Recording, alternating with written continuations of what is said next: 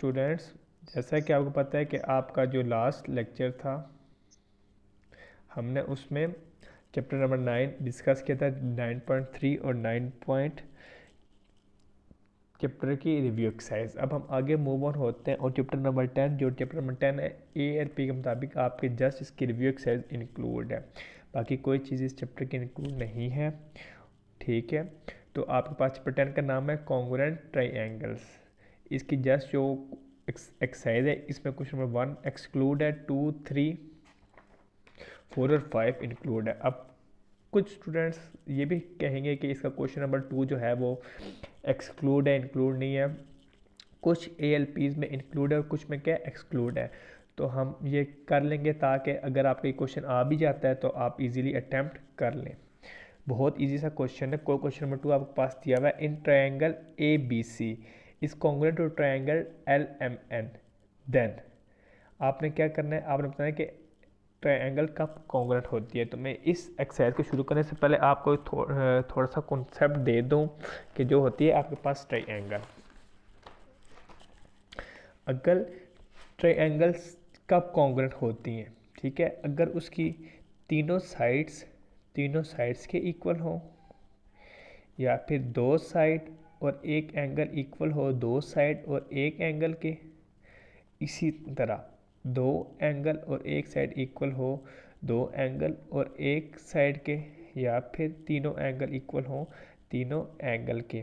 तो ये आपके पास पॉसिबिलिटीज़ हैं 1, 2, 3, 4, ये 4 पॉसिबिलिटीज़ हैं आपके पास कि क्या कब ट्रायंगल क्या होगी, कॉन्ग्रुएंट होगी। ठीक है, जब भी आपके पास क्वेश्चन आ जाता है कि ट्रायंगल कॉन्ग्रुएंट है या नहीं है, तो आपने ये चीज़ें देखनी है, या फिर उसकी तीनों साइड्स की इक्वल होंगी, या फिर दो साइड्स और एक एंगल इक्वल होंगे दो साइड्स और एक एंगल के, या दो एंगल और एक साइड इक्वल होंगी दो एंगल और एक साइड्स के, या तीनों एंगल इक्वल होंगे तीनों एंगल्स के। ये आपके पास पॉसिबिलिटीज़ हैं कि कब ट्रायंगल क्या होंगी, आपस में कॉन्ग्रुएंट होगी। तो आपके पास जब भी कॉन्ग्रुएंट क्वेश्चन आ जाए तो आपने ये कुछ बातें अपने माइंड्स में रखनी है।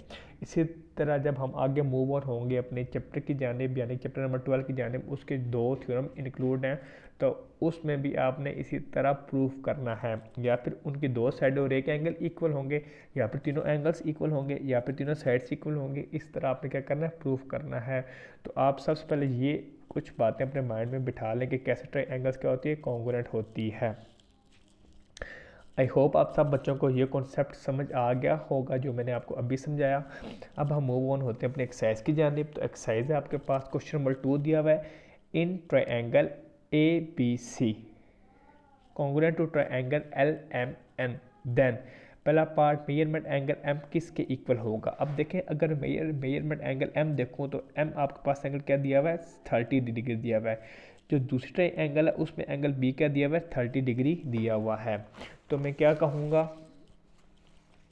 कि आपके पास जो M है वो इक्वल टू क्या है, मेजरमेंट एंगल B है। इसी तरह मैं अगर इसका सेकंड पार्ट देखूं तो जो आपके पास एंगल N दिया हुआ है वो आपके पास 60 डिग्री दिया हुआ है। अगर मैं इसकी दूसरी ट्रायंगल है उसमें C एंगल कितना दिया हुआ है, 60 डिग्री दिया हुआ है, तो मेजरमेंट एंगल C के क्या होगा, ये इक्वल होगा। नेक्स्ट मेजरमेंट एंगल A कितना है, इसका 90 है, और इसका मेजरमेंट एंगल L कितना है, इसका 90 है। तो ये इसकी तीनों साइड्स मेजरमेंट एंगल L के 90 है। तो ये आपके पास ट्रायंगल्स क्या होगी, कॉन्ग्रुएंट होगी। आई होप आपको क्वेश्चन नंबर 2 अच्छे तरीके से समझ आया होगा। अब हम नेक्स्ट और मूव ऑन होते हैं अपने नेक्स्ट क्वेश्चन की जानिब, वो सॉल्व आउट करते हैं।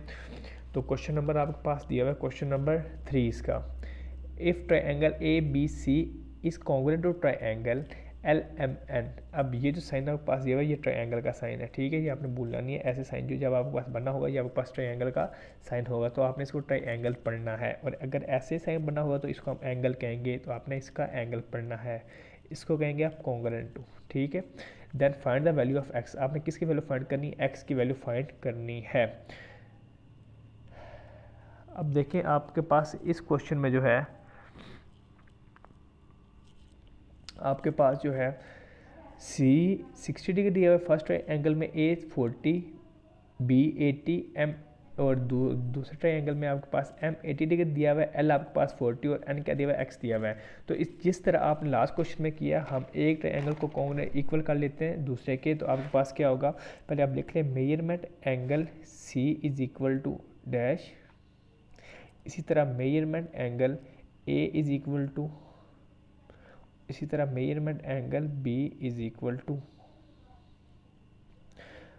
सॉरी कॉन्ग्रुएंट टू आपने लिखना है। तो मेजरमेंट एंगल सी कितना है, 60 है। बट अगर मैं इधर देखूँ तो यहाँ पे कोई भी एंगल 60 नहीं दिया हुआ है, इसको मैं फिलहाल छोड़ देता हूँ। अगर मैं ए देखूँ तो क्या है 40, और इधर एल क्या बन रहा है 40 बन रहा है। तो मेजरमेंट एंगल क्या हो रहा है, एल के इक्वल आ रहा है, बी क्या है 80, और इसी तरह मेजरमेंट एंगल एम क्या बन रहा है 80 बन रहा है।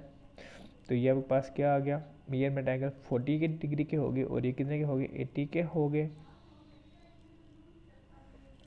देन मेजरमेंट एंगल सी कितना है आपके पास 60 है, तो इसी तरह एन के इक्वल होगा जो कि एक्स डिग्री लिखा हुआ है। तो आपके पास क्या हो जाएगा 60 डिग्री। तो आपके पास एक्स की क्या वैल्यू आ गई 60 डिग्री आ गई। इसी तरह ये आपने क्वेश्चन सॉल्व आउट करना है शीट्स पे। ये थे आपके पास फर्स्ट 2 क्वेश्चंस। अब हम नेक्स्ट मूव ऑन होते हैं अपने क्वेश्चन नंबर 3 की जानिब। तो आपके पास सॉरी क्वेश्चन नंबर 4 की जानिब। क्वेश्चन नंबर 4 आपके पास दिया हुआ है, find the values of unknown for the given congruent triangles. आपने वैल्यू फाइंड करनी है अननोन की फॉर द गिवन ट्राइएंगल्स।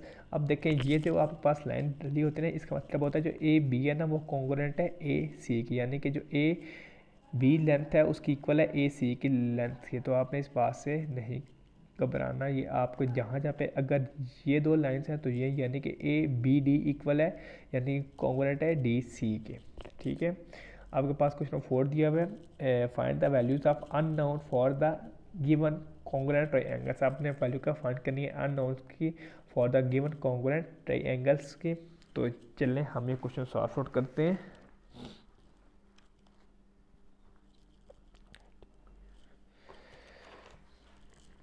ये पेज कहाँ पे गया इसका,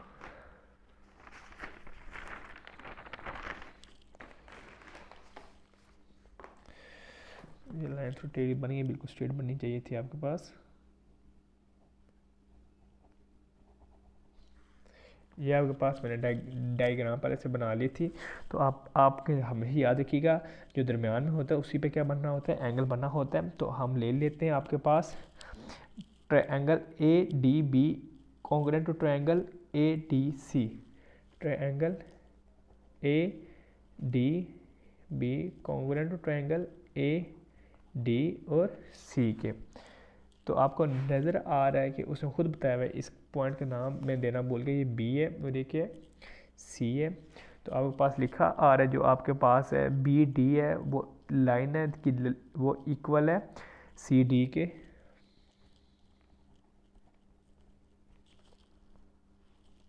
सी डी के। तो corresponding sides of congruent triangle, कोरिस्पोंडिंग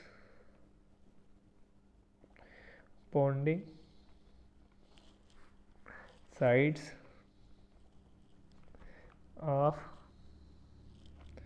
congruent triangles. आपके पास क्या दिया हुआ है, आपके पास जो होगा मेजरमेंट एंगल बी डी वो इक्वल आ रहा है मेजरमेंट एंगल सी डी के, measurement sorry line B D वो इक्वल आ रहा है मेजरमेंट सी डी के। तो आप लिख सकते हो 5m minus 3 is equal to 2m plus 6। अब m की वैल्यूज़ को एक साइड पे मूव कर लें और जो आपके पास कॉन्स्टेंट है उनको एक साइड पे मूव कर लें, तो आपके पास क्या हो जाएगा 5m minus 2m is equal to, यहाँ पे 3 नेगेटिव हो रहा है तो जाकर पॉजिटिव हो जाएगा 3 प्लस 6। तो 3 प्लस 6 आपके पास क्या होता है 9 होता है। 5 में से 2 के क्या रहेगा 3m। अब यहाँ पे 3 मल्टीप्लाई हो रहा है तो जाकर डिवाइड हो जाएगा, m is equal to 9 divided by 3। तो m आपके पास क्या आ गया 3 आपके पास सोल्यूशन आ गया। ये था आपके पास क्वेश्चन नंबर 4। अब हम नेक्स्ट मूव ऑन होते हैं इसके क्वेश्चन नंबर 5 की जानिब। तो आप देखें question number 5, if triangle P Q R is congruent to triangle A B C then find the unknowns. आपने वैल्यूज अननोन फाइंड करनी है। तो आपके पास ये क्या दिया हुआ है, पी क्यू आर एक ट्रायंगल दिया हुआ है और ए बी सी एक ट्रायंगल दिया हुआ है। तो अगर आप गौर से देखें तो आपके पास इधर 90 डिग्री ऊपर की साइड बन रहा है और इधर क्या बन रहा है, नीचे की साइड बन रहा है। तो चलें हम इस क्वेश्चन को सॉल्व आउट करते हैं। क्वेश्चन नंबर आया, क्वेश्चन नंबर 5 है आपके पास, ये मैंने इसकी डायग्राम पहले से बना ली थी। तो आप क्या लिखोगे, triangle P Q R congruent to triangle A B C,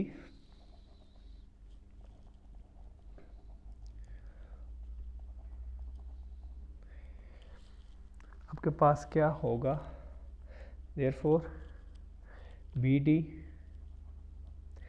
equal to आपके हो रही है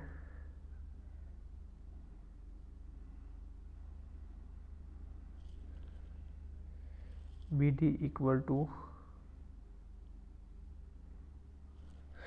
इसकी अगर मैं देखूं तो आपकी जो साइड है बी और सी है, सॉरी, वो इक्वल आ रही है आपके,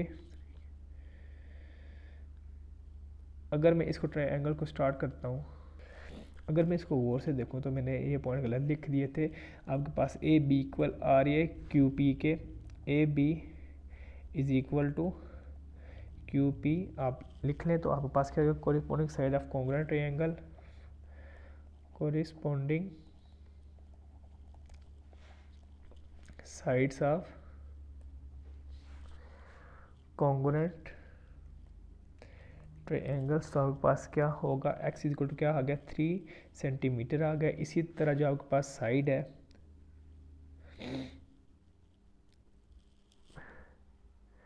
पी आर,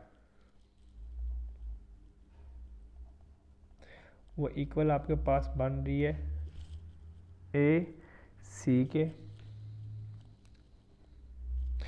उसमें सबसे पहले आप लिख लें corresponding sides of congruent triangle,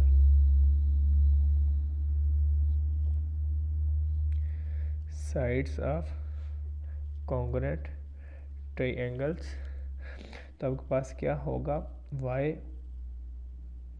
minus 1 is equal to 5, तो y आपके पास क्या आ गया, 6 सेंटीमीटर आ गया। देन आपके पास जो लास्ट है वो आप देख रहे हैं कि आपके पास जो लास्ट लेंथ रह गई Q R equal to measurement Q R, वो इक्वल आ रही है बी सी के, उसको हम कर लेते हैं।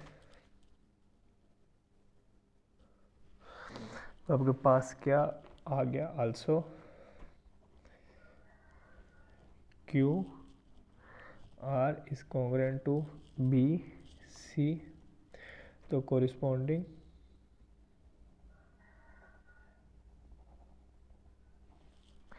Sides of congruent triangles. तो आपके पास क्या होगा, measurement Q R is equal to measurement B C, आपके पास क्या हो गया, 4 सेंटीमीटर इज इक्वल टू क्या हो गया, जी हो गया। ये थे आपके पास एक्सरसाइज नंबर 10 की रिव्यू। अब जो आपके पास नेक्स्ट लेक्चर होगा इंशाल्लाह हम chapter number 11 parallelogram and it's sides के बारे में पढ़ेंगे। तो आपने इसमें कुछ चीज़ें हैं जो आपने रिमाइंड करनी है, जैसे कि मैंने आपको बता दिया था कि ट्रायंगल कब आपस में कॉन्ग्रुएंट होती है। जो आपका लास्ट लेक्चर था उसमें कुछ बच्चे पूछ रहे थे कि आपके पास x1 y1 और x2 y2 कैसे लेते हैं, तो वो मैं एक अगेन एग्जांपल करके बता देता हूँ कि हमें उसमें वैल्यू कैसे लेनी होती है। अगर आपके पास फर्स्ट वैल्यू दी हुई है, सपोज के a दी हुई है 5 और 6 और b दिया हुआ है 7 और 8, तो जो इसकी फर्स्ट वैल्यू होगी ये आपके पास क्या होगी, x1, इसकी सेकंड वैल्यू क्या होगी y1, इसकी फर्स्ट वैल्यू होगी x2 और सेकंड वैल्यू क्या होगी y2।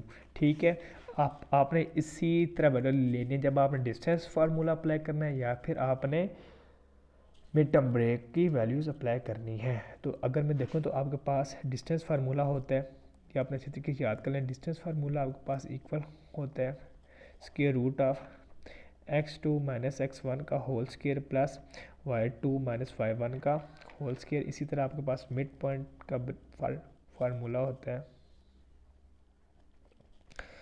x1 plus x2 divided by 2 into y1 plus y2 divided by 2।